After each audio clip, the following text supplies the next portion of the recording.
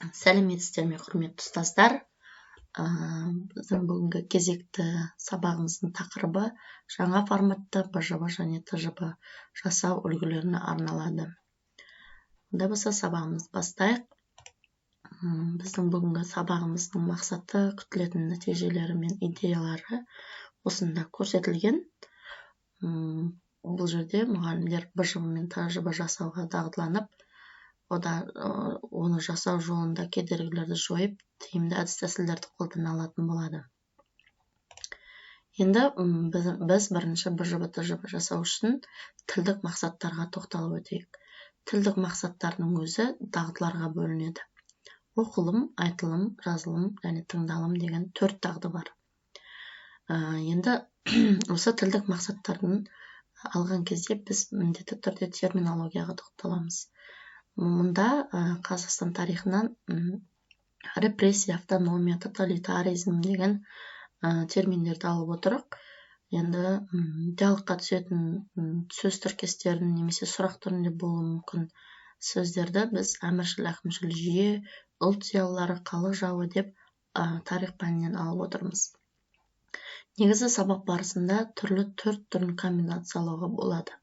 Оқылым мен тыңдалым, оқылым мен жазылым, оқылым мен айтылым, тыңдалым мен жазылым. Осылай жоспарлай отырып, мұғалім тілдік мақсаттарды жүзеге асыра алады. Пән бойынша оқу мақсаттары бұл Т1 дегеніміз тыңдалым, ағылшынша listening, А2 айтылым, speaking, О3 оқылым, reading, Ж4 жазылым, writing, 5 бұл тілдік бағдар use of English. Бірінші тыңдалым, айтылым, оқылым, жазылым, тілдік бағдар 1, 2, 3, 4, 5 деп реттікпен реттеліп цифрланады. Сабақ үдерісінде немесе БЖБ барысында жүзеге асатын оқу мақсаттары ол тыңдалым мен айтылым немесе тыңдалым мен жазылымды комбинациялауға болады. Оқылым мен жазылымды немесе оқылым мен айтылымды комбинациялауға болады. Тілдік бағдарға айтылым немесе жазылым дағдысын іске асырамыз. Енді оқу мақсаттарын қалай тапсырма шығарамыз? Ол үшін бірінші оқу мақсатын тақырыпқа сай оқу бағдарламасынан таңдап аламыз. Одан кейін оқу мақсатының контекстіне көңіл бөліп, оқу мақсатына сұрақ қоямыз. Оқу мақсатына қойылған сұраққа мұғалім тарапынан жауап іздейміз. Одан кейін тапсырма оқу мақсатына сай, сыпайы түрде, бұйрық райда болу керек. Енді осыны кеңірек ашып тоқталып өтейік. Оқу мақсаттарынан қалай тапсырма шығаруға болады? Бірінші, оқу мақсаттарын тақырыпқа сай оқу бағдарламасынан таңдап аламыз. Мәселен, біз бүгін 4-ші тоқсан бойынша әдебиеттің Қазақстандағы ұлттар достастығы бөлімінен Мағауиннің «Бір атаның балалары» дегеннен үзінді алайық. Бұл жерде бөлім бойынша игеретін оқу мақсаты мұғалім ретінде келесі мақсаттарды аламыз. 5-1-2-1 тыңдалған мәтіннің негізгі мазмұнын түсіну және нақты ақпаратты анықтау. Екінші, оқу мақсатының контекстіне көңіл аударып, оқу мақсатына сұрақ қоямыз. Қалай? Мысалы, оқу мақсаты тыңдалған мәтіннің негізгі мазмұнын түсіну депті. Қалай мазмұнын түсінеді? Және нақты ақпаратты қалай анықтайды? Бұл жерден біз оқу мақсатына қойылған сұраққа мұғалім тарапынан жауап іздейміз. Мысалы, қалай мазмұнын түсінеді деген сұраққа дұрыс жауапты беру арқылы.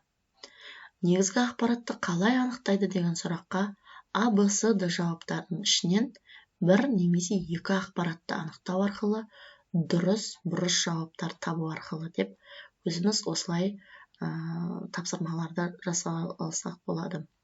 Төртінші, осы сұраққа жауап берді дерлік, енді тапсырманы шығарамыз. Тапсырманы оқу мақсатына сай, сыпайы түрде, бұйрық райда жасауымыз керек. Енді осыған кеңірек тоқталып өтейін. Жаңағы алған бөліміміз бойынша Мағауиннің «Бір атаның балалары» тақырыбынан біз 5-1-2-1 деген оқу мақсатын, яғни тыңдалған мәтіннің негізгі мазмұнын түсіну және нақты ақпаратты анықтау деген мақсатты алып отырмыз. Бұл жерден біз мынадай тапсырма жасауымызға болады. Сұрақтарға қысқа жауап беріңіз деп 3 сұрақ қоямыз. Және негізгі 2 ақпаратты анықтаңыз деп А, Б, С, Д-ның ішінен 2 дұрыс жауапты белгілейміз. Осылай тапсырманың құрылымын жасауымызға болады. Енді тапсырманың түрлеріне тоқталып өтетін болсақ, тапсырма жабық және ашық тапсырма болып екіге бөлінеді. Жабық тапсырмалар олар бір дұрыс жауапты таңдайтын, бірнеше дұрыс жауапты таңдайтын, сәйкестікті анықтауға берілген, дұрыс реттілікті анықтауға берілген тапсырмалар болып табылады.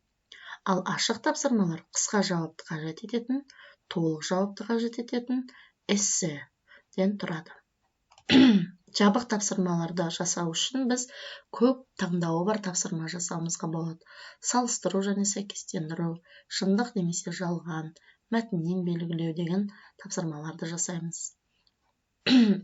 Енді ашық тапсырмалар қысқа жауап, толық жауап, эссе, курстық жұмыс, таныстырылым, баяндама, эксперимент және портфолио болып кете береді.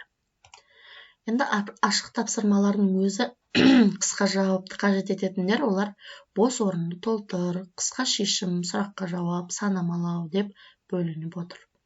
Ал толық жауапты қажет ететіндер, олар эссе, толық шешім, жоба, таныстырылым. Бұл жерде айта кететін жайт, бұл жерге көп уақыт беріледі және де бұл жерде оқушылардың әрқайсының пікірі ескеріліп, мұғалім тарапынан тексеруді қажет етеді. Енді оқушылардың тыңдалым және айтылым дағдыларын дамытуға ықпал ететін тапсырмалардың үлгілерін ұсынамыз. Бірінші, тыңдауға мазмұнын түсінуге түрлі стильді мәтіндерді ұсыну. Мәтінді қайталап тыңдау, негізгі ойды анықтау. Тыңдалған мәтін бойынша сұрақтар қою. Мәтін бойынша жоспар құру. Тыңдалған мәтіннің белгілі бір бөлігін өз сөзімен айтып беру. Мәтіннің мазмұны бойынша қарама-қарсы пікір айту, дәлелдеу. Мәтінді өз қиялымен өзгертіп аяқтау. Мәтіндегі іс-әрекеттерді, оқиғаларды салыстыра отырып талдай алу. Ұсынылған тақырып бойынша сұхбат алу немесе сұхбат беру және нәтижесі бойынша ауызша жауап беру. Жоспарланған тақырыптар бойынша пікірталас ұйымдастыру. Жұпта ым-ишараны пайдаланып оқиғаны жазуға дайындалу. Берілген тақырып бойынша диалог құрастыру. Бұл айтылым мен тыңдалым дағдысына арналған тапсырмалардың үлгісі еді. Енді оқушылардың оқылым дағдыларын дамытуға ықпал ететін тапсырма үлгілерімен таныстырайын. Көз жүгірте шолу жасай отырып оқу. Мәтіннің тақырыбы мен бастапқы бөлігіне сүйене отырып оқиғаның дамуын болжау. Мәтіннің негізгі ойы мен бөліктерін анықтай отырып оқу. Ақпаратты табу үшін оқу, қызығып оқу және өз көзқарасын айтып үшін оқу. Мәтінге ауызша және жазбаша шолу жасау. Әдебиетпен жұмыс, бұл сұхбатқа сұрақтар мен жауаптар дайындау. Интернет ресурстармен жұмыс, бұл жерде тақырып мазмұны бойынша презентация, жобалар дайындау. Енді жазылым дағдыларын дамытуға ықпал ететін тапсырманың үлгілерін ұсынамыз. Оқушыларға таныс ертегі, әңгіме, өлеңдердің қысқаша мазмұнын жазу. Сөздердің орфографиясын меңгертуге арналған тапсырмалар. Газет, журналдарға шағын хабарлама, мақала жазу. Белгілі оқиғаны өз ойынша өзгертіп аяқтау. Әдеби шығарма мәтіндегі оқиғаны өз көзқарасымен өзгертіп аяқтау. Тілдік тақырыптар аясында шығармашылық тапсырмалар, ребус, викториналар құрастыру. Сөз жұмбақ, сәйкестендіру және толықтыру, тест тапсырмаларын құрастыру. Ақпаратты суреттер мен сызбалар, белгілер, пиктограммалар арқылы беру. Жазылуы қиын сөздер мен сөз тіркестерінен сөздік құрастыру. Сұхбатқа жазбаша сұрақтар дайындау. Енді бағалауға арналған тапсырма әзірлеу кезінде ескертетін ұсыныстар бар. Сыныпта меңгерген материалды бағалау. Яғни біз өткен бөлімді қандай тапсырма өттік, соны жасаймыз керек. Екінші, оқушылардан берілген дерек көздер арқылы дұрыс жауап бар бір немесе екі тапсырма құрастыруды сұрау. Жұмысты орындауға қанша уақыт қажет екенін анықтау үшін төмендегі ақпаратты қолдануымыз керек екен. Шындықты анықтау тапсырмасы үшін 30 секунд, көп таңдауы бар тапсырма үшін 60 секунд, қысқа жауапты қажет ететін тапсырма үшін 120 секунд, толық жауапты қажет ететін тапсырмаға, әсіресе эссеге 10-15 минут. Жұмысқа шолу жасау үшін 5 минуттан 10 минутқа дейін. 50-70% оқушылардың кем емес жауап бере алатындай немесе орташа күрделілігі бар тақырыпты таңдау. Сенімділік тұрғысынан барынша ұзақ құрылған тест сенімді деп есептеледі. Есіңізде болсын, оқулықтағы көптеген тест тапсырмаларының жоғары деңгей дағдыларын бағалауы өте сирек кездеседі. Бөлім бойынша жиынтық бағалауға арналған тапсырмаларды құрастырудың алгоритмі осындай кезеңдермен өтуі тиіс. Оқу бағдарламасына шолу, бағалау критериялары, ойлау дағдыларының деңгейі, тапсырмалар, дескрипторлар мен балдар, оқу жетістігіндегі деңгейлер. Осы 6 қадамды біз жаңа жіктеп айтып берген болатынбыз. Енді тапсырманы сипаттау үшін не үшін қажет? Біз тапсырманы орындау үшін балаға сипаттап береміз. Яғни, бұл жерге біз 90-дық жиынтық бағалаудың тапсырмасының сипаттамасын алып отырмыз. Бұл жерде тапсырма, қамтылатын тапсырмалар тыңдалған мәтіннің негізгі мазмұнын түсіну және нақты ақпаратты анықтау деп алған болатынбыз. Тапсырмалардың түрлеріне біз көп таңдауы бар және қысқа жауапты қажет ететін сұрақтарды жасап отырмыз.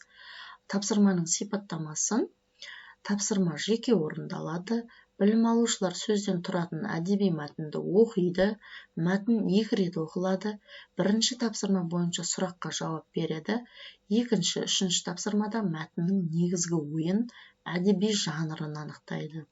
Төртінші, бесінші тапсырмада мағынасын сәйкестендіреді және сөздерді жұптастырады. Мұғалім білім алушының мәтін мазмұнын түсінгенін бағалайды.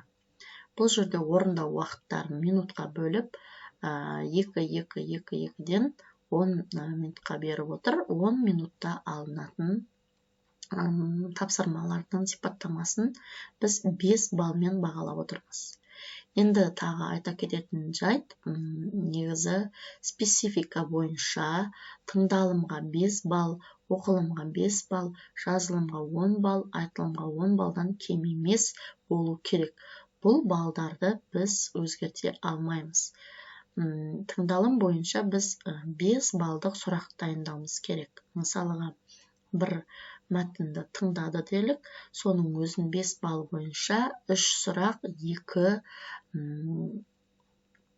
сәйкестендіру беріп отырмыз. Мысалыға да. Енді оқылым бойынша да тура солай, жаңа мәтіннің жалған ақпарат дұрыс ақпарат па, соны 5 балмен бағалай аламыз. Жазылымға 10 бал, айтылымға 10 бал.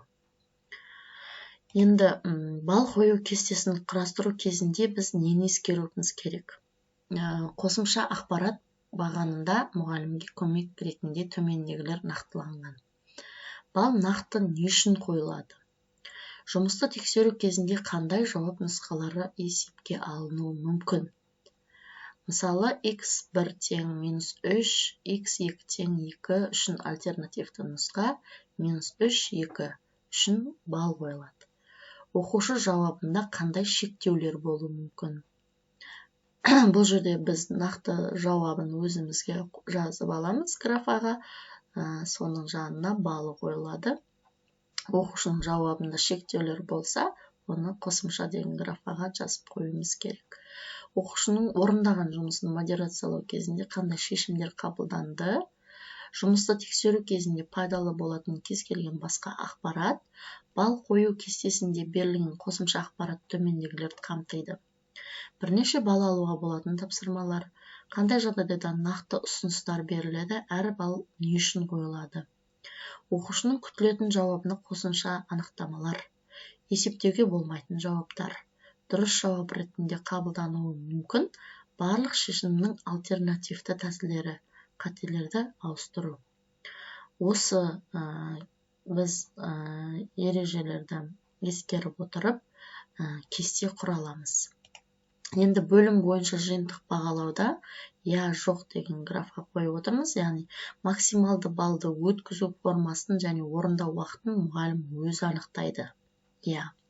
Орындау уақытында меңгерген материалдың күрделілік деңгейін, көлемін шектеуді есепке алу қажет.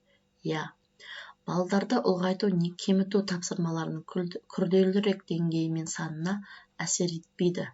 Жоқ, әсер етпейді. Жиынтық бағалауды құрастыру кезінде жұмыстың максималды балы 10 балдан кем емес болғаны дұрыс. Бөлімнің мазмұны күрделі болған сайын БЖБ-ның максималды балы жоғары болады. Апталық оқу жүктемесіне 1 сағат болған кезде БЖБ 1.90-да 2-ден артық өткізілмейді. 90-да бір бөлімді меңгеру кезінде оны 2 кезеңде өткізуге рұқсат етілмейді. Жоқ. БЖБ тапсырмаларын құрастыру кезінде оқылатын бөлімдегі барлық материалдар қамтылу керек. Жоқ. Бұл жерде БЖБ тапсырмасында барлық материалды қамтыруды қажет етпейміз. Яғни нақтысына тоқталып, белгілі бір критерий мен дескрипторлар негізінде құрасақ болады. Оған көптеген тапсырмалардың түрлерін, үлгілерін ұсындық. Енді 90-да бір көлемді меңгеру болса, 2 кезеңде біз оны 2 рет қолдануға болмайды екен. Осымен біздің бүгінгі сабағымыз аяқталды. Назарларыңызға рахмет. Сіздерге тапсырма өз пәндеріңіз бойынша БЖБ және ТЖБ жасауларыңызды ұсынамыз. Сіздерге сәттілік тілеймін. Сау болыңыздар.